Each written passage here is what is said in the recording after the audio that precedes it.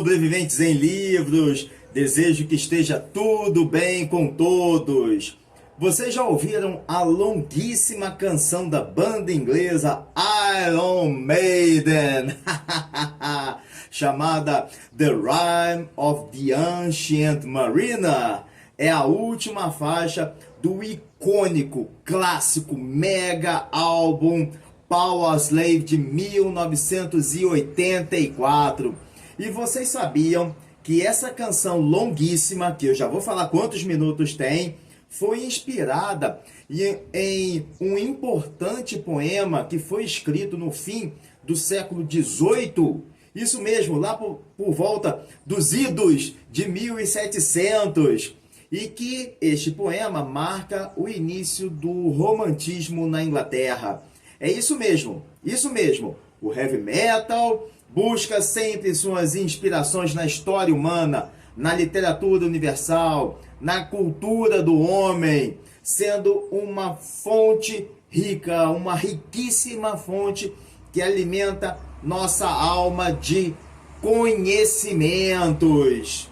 E hoje a nossa conversa é sobre este poema denso, soturno, cheio de dramaticidade.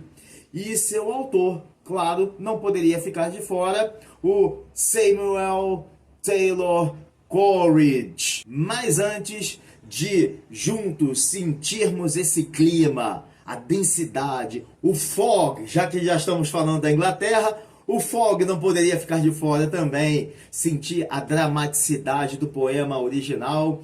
Vocês já sabem, vocês vão se inscrever no canal, curtir o trabalho da gente, comentar e compartilhar o vídeo com seus filhos, amigos, familiares e acessar os nossos conteúdos no Instagram, @sobrevivência em livros.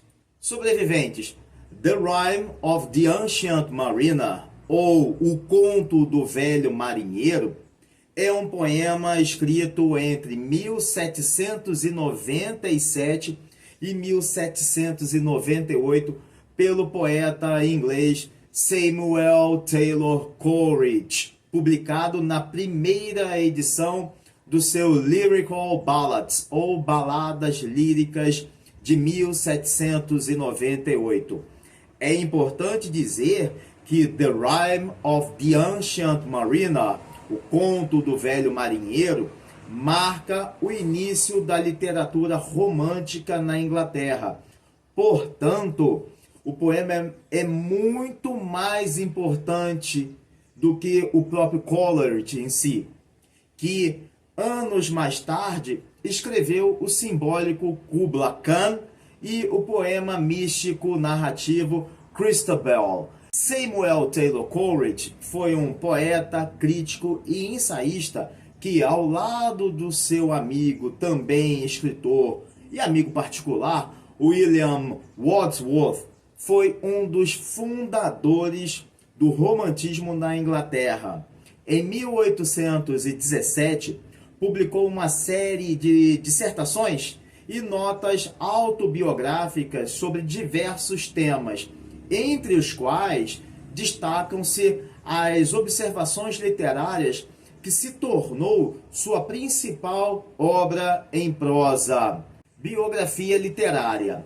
Coleridge foi muito mais do que um verdadeiro influencer da virada do século XVIII para o XIX. Ele foi um verdadeiro ídolo para escritores do quilate de Lord Byron e Mary Shelley, a escritora de Frankenstein. Mas antes que vocês me perguntem, então, Renato, quem foi, afinal de contas, Samuel Taylor Coleridge? Quem foi esse importante escritor? Ele foi filho caçula do segundo casamento do pastor protestante John Coleridge. Samuel nasceu no ano de 1772 em Ottery, St. Mary, em Devonshire. Como era o preferidinho da família, isso acontece em todas as famílias, né? Samuel sofria de bullying de seu irmão Frank. Então, para escapar dele, do seu irmão, o garoto sempre se escondia na biblioteca local. E aí é que está o X da questão. Ele acabou por despertar, sem querer, em Samuel, o grande amor pela literatura. Pois Samuel passava horas e horas e horas e horas a ler livros até se perder do tempo. Às vezes chegava lá de manhãzinha fugindo de Frank e Samuel ficava lá até anoitecer. Quando tinha 7 anos de idade, cansado das torturas psicológicas de Frank, Samuel decidiu então fugir de casa. Mas foi encontrado na manhã do dia seguinte por um vizinho. Esse fato de sua infância marcou tanto a sua alma, vamos dizer dessa forma, que frequentemente, quando escritor, Samuel usava esses episódios como temas para os seus poemas. Um belo dia, vem a morte do seu pai em 1781. E Samuel, a contragosto, foi mandado para estudar em um colégio religioso em Londres. Ele ficou totalmente devastado e contrariado com isso. E lá o rapaz se destacava tanto como leitor quanto entre os melhores alunos de sua turma. Ele era considerado um leitor voraz. Como raramente era permitido que visitasse sua família, Samuel se sentia muito só. Anos mais tarde, Coleridge escreve sobre a solidão que ele tinha sentido nos tempos da escola, em um poema muito interessante chamado Frost at Midnight, que significa sapo à meia-noite.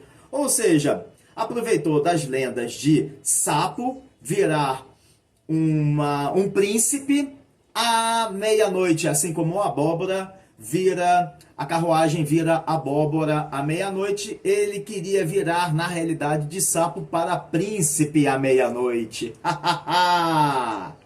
E como se não bastasse também todo esse tumulto que estava a acontecer na vida de Samuel, sofrer bullying do próprio irmão e o falecimento de seu pai, 2 outros fatos trágicos também marcaram-no. As mortes dos seus irmãos, do seu irmão em 1790 e de sua irmã no ano seguinte. Esses fatos o levaram a escrever um dos seus primeiros poemas, Monody, no qual ele mesmo, Samuel, se comparava ao poeta inglês Thomas Chatterton, que se matou aos 17 anos de idade. Além disso, as mortes de seus irmãos fizeram com que Coleridge buscasse refúgio no álcool e nos braços das mulheres. Não tardou para ele também passar a usar ópio, uma substância que o aliviava das dores causadas por problemas de saúde. E esse era um episódio muito comum, era um hábito, melhor dizendo, muito comum entre todas as pessoas no século XIX na Inglaterra. No mesmo ano, 1791, ele foi admitido na Faculdade de Direito da Universidade de Cambridge, onde, no ano seguinte, ganhou uma premiação por ter composto uma ode sobre o tráfico de escravos. Mas ele jamais a concluiu. Ainda nos tempos de Cambridge, Samuel passou a defender ideais revolucionários com o seu novo amigo, o poeta Robert Southey. Juntos escreveram a peça A Queda de Robespierre. Não podemos nos esquecer que em 1791, 1792, havia acontecido 2 ou 3 anos antes a Revolução Francesa. E Robespierre havia, entre os revolucionários, conquistado o poder e instaurou, logo em seguida, na França, os anos de terror.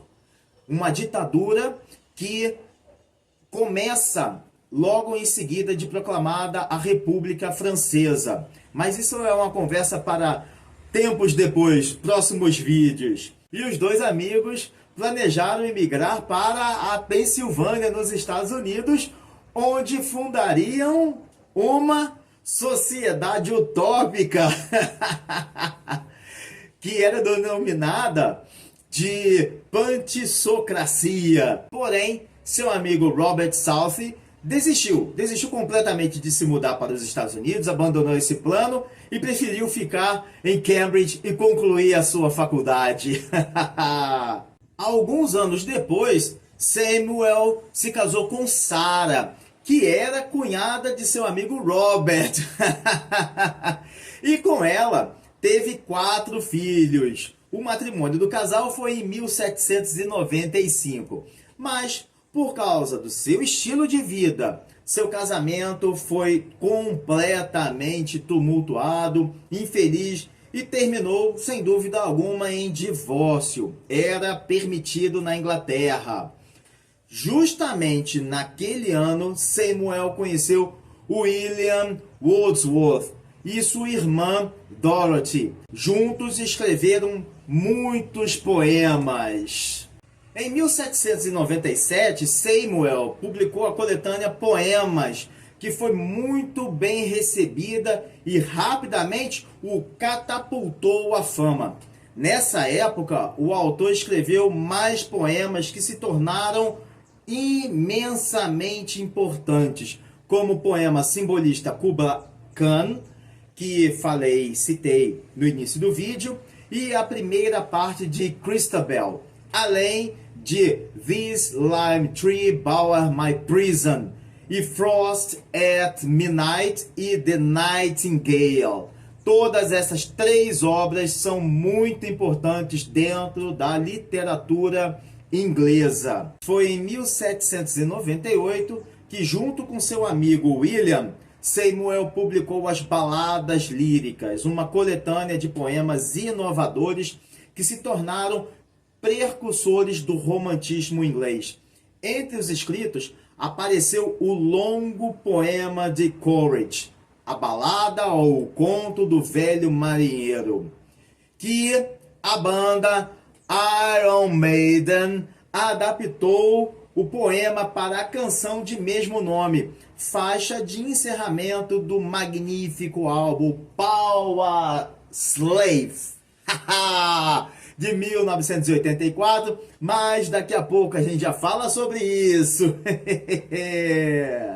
Agora vamos voltar a Samuel. Em setembro de 1798, o escritor viajou com William para a Alemanha para aprender a língua do país e aprofundar seus estudos nas obras do filósofo Immanuel Kant. Na Alemanha, recebeu a triste notícia do falecimento de sua filha Barclay, por causa de uma reação a uma vacina da época. Naqueles tempos, a taxa de mortalidade infantil era muito elevada. Quando retornou à Inglaterra 2 anos depois, em 1800, Coleridge passou a ser um grande divulgador dos pensamentos do filósofo alemão Immanuel Kant. A partir daquele instante, Samuel entrou em um verdadeiro inferno astral. Aumento das crises matrimoniais, a piora da sua saúde por causa do clima chuvoso de Londres, mais ou menos como agora, e intensificação de sua dependência ao ópio. Provavelmente, sofrendo de depressão, Coleridge escreveu seu poema Dejection and Ode e mergulhou de cabeça em seus estudos filosóficos. Entre 1804 e 1806, Samuel residiu em Malta, que tinha um clima mais seco, e na Itália também, que tinham climas mais secos e que poderiam favorecer a cura de suas doenças respiratórias provocadas pelo clima de Londres. Um pouco transtornado, Samuel, quando retornou à Inglaterra, se separou definitivamente da esposa, perdeu a amizade com William, passou a viver da escrita de seus artigos para jornais e também a realizar palestras. Um verdadeiro inferno astral que ele passou a viver naquele momento. Naqueles anos, a vida de Samuel realmente estava numa verdadeira encruzilhada. Se o caminho profissional o levava a ser um escritor famoso, já o outro caminho, sobre ele, não podemos dizer o mesmo. O caminho pessoal parecia as estradas e as ruas das cidades brasileiras. Estava cheio de buracos, pedras por ele. No meio dessa tempestade, literalmente uma tempestade, havia um Samuel, um ser humano completamente desesperado para se livrar do vício do ópio, que chegou inclusive a morar na casa de um amigo que era farmacêutico, e lá conseguiu finalizar o livro de prosa, Biografia Literária, em 1817, e a escrever outros textos que foram publicados em 1817, 1825 e 1830.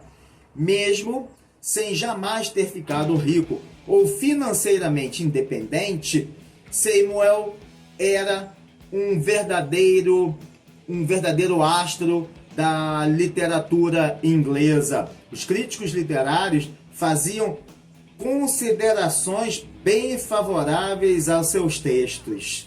O último capítulo da vida de Samuel ocorreu de forma inesperada, aos 61 anos de idade, em 1834, sendo enterrado no jardim da casa de seu amigo farmacêutico, em Highgate, no subúrbio de Londres.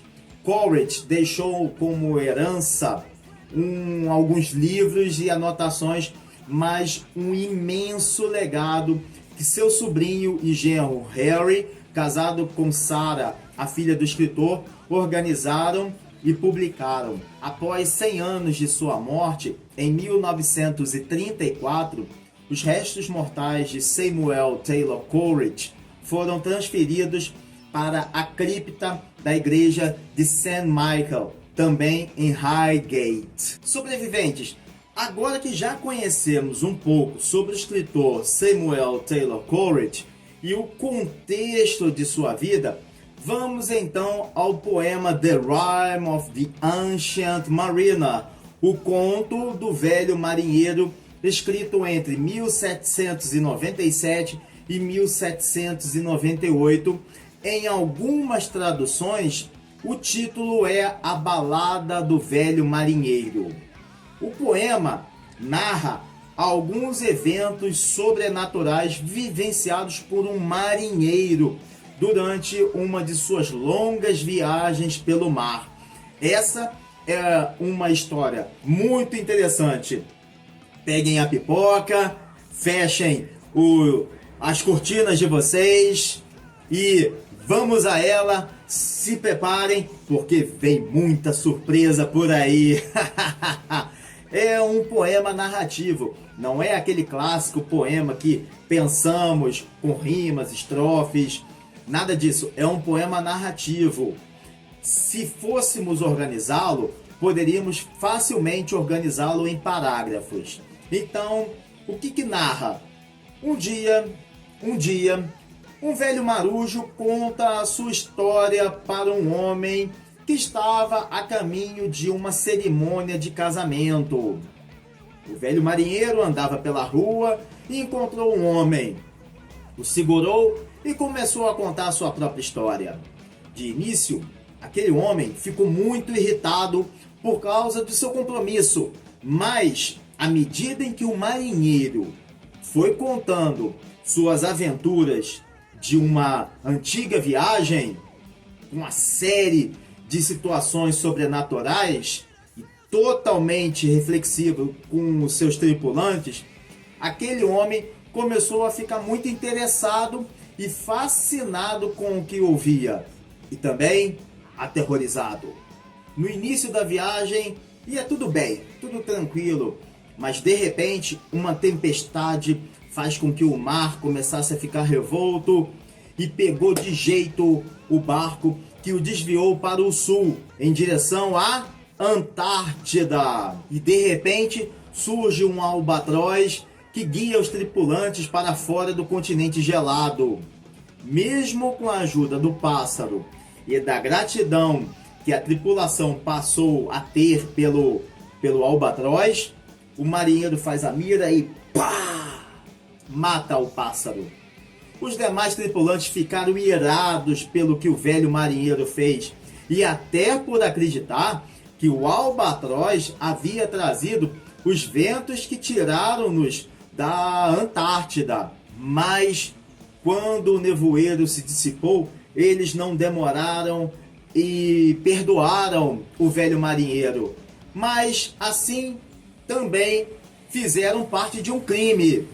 Se os tripulantes logo se esqueceram do crime do marujo, esse acontecido despertou a ira dos espíritos sobrenaturais, que passaram a perseguir o barco a partir da terra do nevoeiro e da neve.